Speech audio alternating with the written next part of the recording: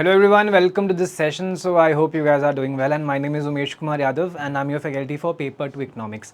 तो इस सेशन में हम बात करेंगे उन क्वेश्चंस को जिनको आपकी आंसर की में गलत मार्क किया गया, यानी कि उन क्वेश्चंस को जिनको आप इस बार चैलेंज कर सकते हैं जो आपके आंसर की में गलत आंसर्स के साथ में आए हुए हैं। तो एक बार देखते हैं उन क्वेश्चंस को एंड देखते हैं कि हम लोग उनको क्यों चैलेंज कर सकते हैं, किसको हम चैलेंज कर सकते हैं, किसको हम चैलेंज नहीं कर सकते।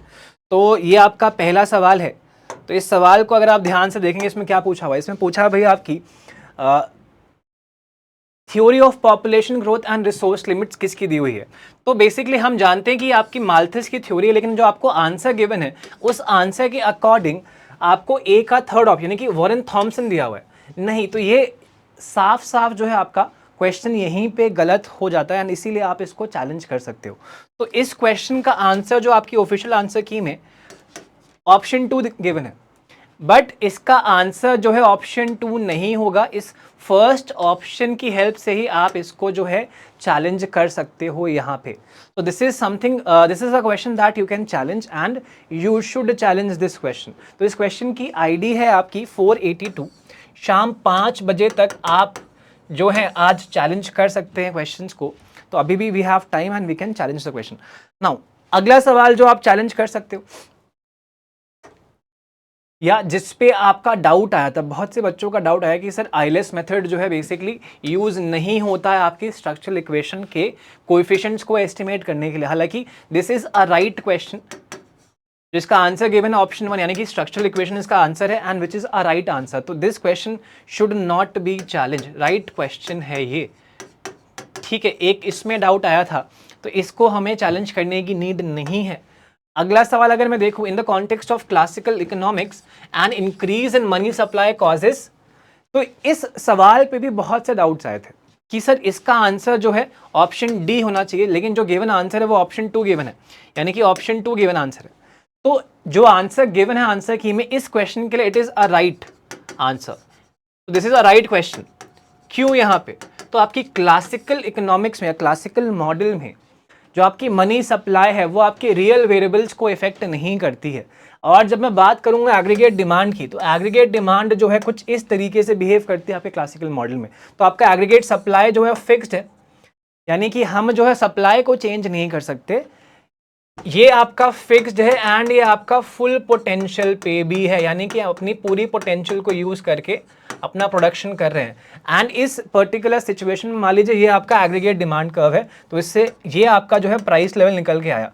अब इस केस में अगर आपका मान लो इनिशियली आपकी मनी सप्लाई थी M1, इस केस में अगर आप अपनी मनी सप्लाई को बढ़ाते हैं तो मान लो आपने मनी सप्लाई को बढ़ाया M2, तो आपका जो एग्रीगेट डिमांड कर्व है,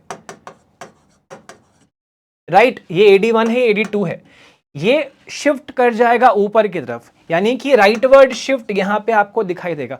हालांकि आपके आउटपुट पे कोई फर्क नहीं आएगा बिकॉज आपका आउटपुट जो है कांस्टेंट है, राइट। तो मनी सप्लाई के बढ़ने से केवल एक फर्क आएगा कि आपके प्राइजेस जो है वो इंक्रीज होके P2 पे पहुंच जाएंगे बिकॉज आप अपनी फुल पोटेंशियल पे ऑलरेडी हैं। एंड उस सिचुएशन में मनी सप्लाई अगर बढ़ती है तो उससे डिमांड जो है, एग्रीगेट डिमांड जो है बढ़ेगी फॉर द सेम गुड्स। अब क्योंकि गुड्स जो है आपके इंक्रीज हो नहीं सकते तो आपके प्राइजेस जो है गुड्स के वो बढ़ जाएंगे, तो आपका एग्रीगेट डिमांड कर्व जो है शिफ्ट करेगा rightward. This is a right statement for the classical model and इसीलिए इस क्वेश्चन को आप चैलेंज नहीं कर सकते। ठीक है, तो अगला सवाल देखें, अगर इस क्वेश्चन में डेफिनेट चैलेंज बनता है, राइट, यहां पे आपके paradox of thrift, water diamond paradox, veg employment paradox और आपका मैक्रो इकोनॉमिक पैराडॉक्स जो है गिवन है। देखो, थ्रिफ्ट जो है बेसिकली कीन्स का गिवन है, वाटर डायमंड जो है आपका एडम स्मिथ का गिवन है, यहां पे कोई डाउट नहीं है, बिल्कुल सही ऑप्शन यहां पे आपको गिवन है। लेकिन जो आपका वेज एम्प्लॉयमेंट है एंड आपका मैक्रो इकोनॉमिक पैराडॉक्स है, इसके लिए आप किसी एक सिंगल इकोनॉमिस्ट को डिफाइन नहीं कर सकते, एसोसिएट नहीं कर सकते। ठीक है, यहाँ पे एसोसिएशन पॉसिबल नहीं है बिकॉज एक तरह से जो आपका मैक्रो इकोनॉमिक पैराडॉक्स है वो एक अम्ब्रेला टर्म है एंड इसके अंदर आपके मैक्रो इकोनॉमिक्स के जुड़े हुए बहुत से पैराडॉक्स जो है आते हैं, including the paradox of thrift जो कि कीन्स का गिवन है।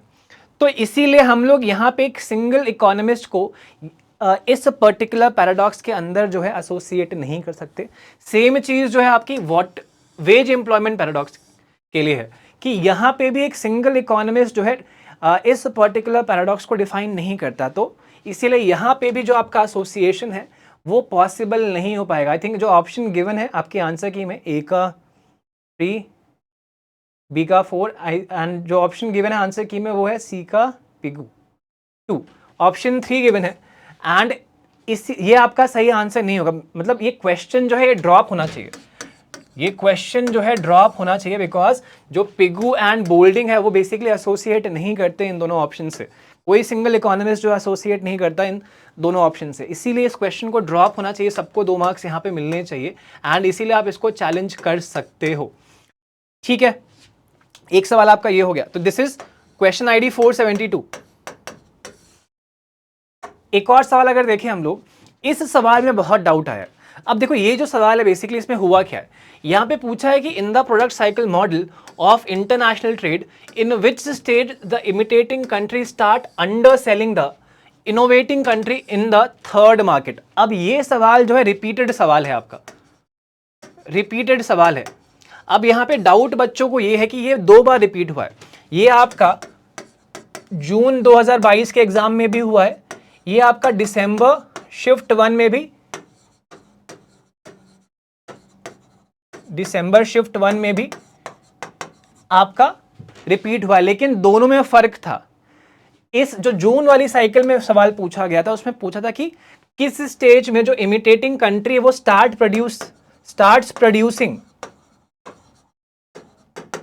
द गुड है, और दिसंबर 2022 शिफ्ट 1 में जो सवाल आया है वो एज इट इज वही सेम सवाल है जो इस बार आया है, राइट।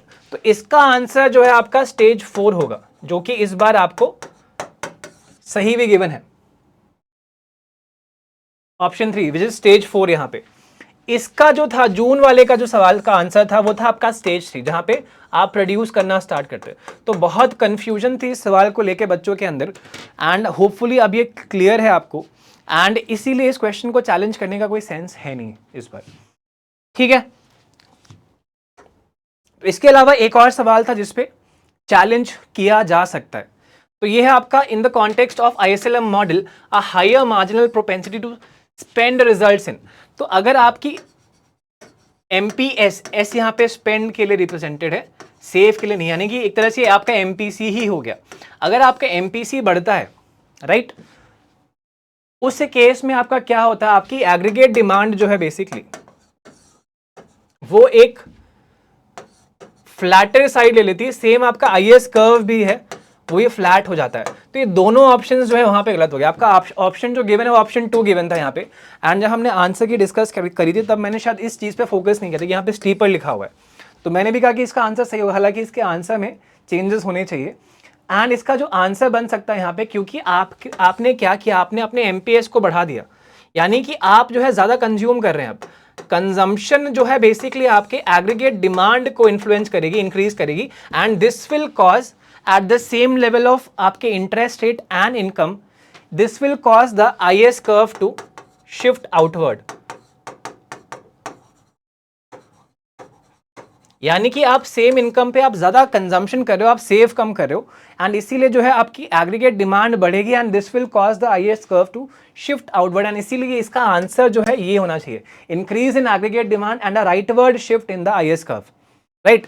तो इसका ऑप्शन जो गिवन था वो ऑप्शन 2 गिवन है, बट मेरे अकॉर्डिंग इसका आंसर जो है आंसर 3 होना चाहिए, ऑप्शन 3 होना चाहिए, एंड इसीलिए इस क्वेश्चन को चैलेंज किया जा सकता है। तो क्वेश्चन आईडी इज 402। तो टेक्निकली अगर मैं देखूं यहां पे, तो we have 3 questions that can be challenged. एक तो आपका ये सवाल हो गया ISLM वाला, एक सवाल जो आपका चैलेंज होना बनता है वो है आपका ये पैराडॉक्स वाला, एक सवाल जो है यहां पे जो चैलेंज हो सकता है वो है आपका ये वाला डेमोग्राफिक थ्योरीज से जुड़ा हुआ सवाल। तो we have a total of 3 questions that can be challenge, and luckily इस बार कम ही सवाल है जिनको चैलेंज करना पड़ रहा है हम लोग को, यानी कि कम सवाल है जिनके आंसर्स जो एनटी ने गलत माने हैं यहाँ पे, राइट। तो इन 3 क्वेश्चंस को आप चैलेंज कर सकते हो। आज 8 जुलाई है and this is the last day, and शाम को 5 बजे तक you can challenge these questions. So hopefully this made sense and hopefully इस चीज़ को यूज़ करके आप अगर आपको लगता है कि आप मार्जिन पे हैं, आपको 2 या 3 या 4 मार्क्स से आपका रिजल्ट जो है बहुत ड्रास्टिकली चेंज हो सकता है, तो आपको चैलेंज करने चाहिए questions. So this is all for this session and I will meet you again जब मैं कट ऑफ का वीडियो लेके आऊँगा, जहाँ पे हम लोग आंसर के आने के बाद अब जो एक्सपेक्टेड कट ऑफ है क्या हो सकती है उस पर हम लोग बात करेंगे। तो thank you so much for joining and keep learning, keep watching, take care everyone, thank you.